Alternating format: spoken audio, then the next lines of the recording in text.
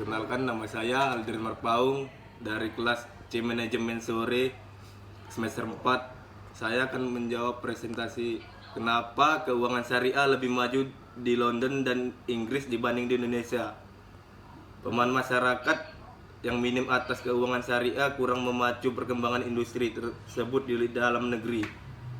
Variasi instrumen investasi yang sedikit dan rendahnya insentif juga mengganjal pemanfaatan keuangan syariah untuk membiayai pembangunan. Dalam sidang tahunan Bank Pembangunan Islam, Islamic Development Bank atau disebut dengan IDB yang ke-41, Deputi Komisioner Pengawas Pasar Modal Otoritas Jasa Keuangan atau OJK Sarjito mengatakan masyarakat bahkan muslim fanatik belum paham dengan instrumen keuangan syariah. Jumlahnya fantastis, 94%. Masyarakat tidak mengerti pasar keuangan termasuk syariah.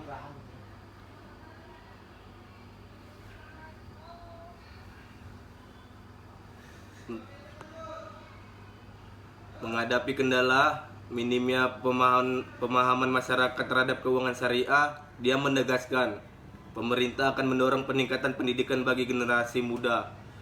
Di sini butuh kebijakan komprehensif untuk mendorong industri syariah. Misalnya dengan memperbaiki sistem keuangan dan birokrasi, juga meningkatkan promosi keuangan syariah.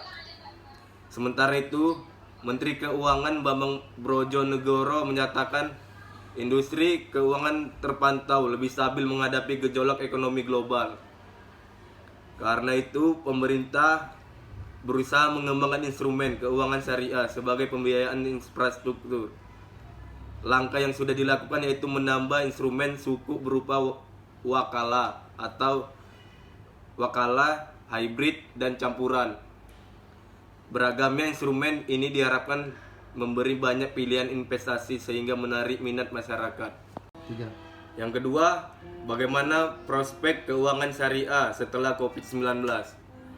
Nyaris tidak mungkin mengabaikan persepsi publik yang masih menyangsingkan kesyariahan, dalam tanda kutip kesyariahan, produk keuangan syariah dan beranggapan bahwa industri keuangan syariah belum sepenuhnya berhasil memenuhi janjinya pada pemenuhan aspek keadilan atau fairness, kesetaraan, equity, dan inklusi atau inclusion.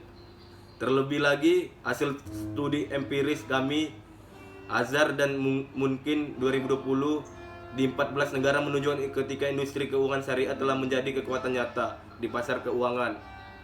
Industri ini berperan menciptakan produk keuangan baru yang tidak hanya menambah biaya transaksi, tapi juga berperan dalam proses yang oleh Stiglitz 2015 disebut sebagai finansial ekonomi.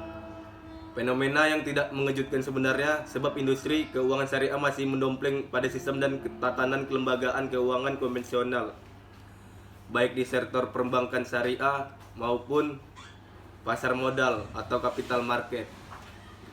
Atas stigma dan realita tersebut, industri keuangan syariah seakan bermetamorfosis.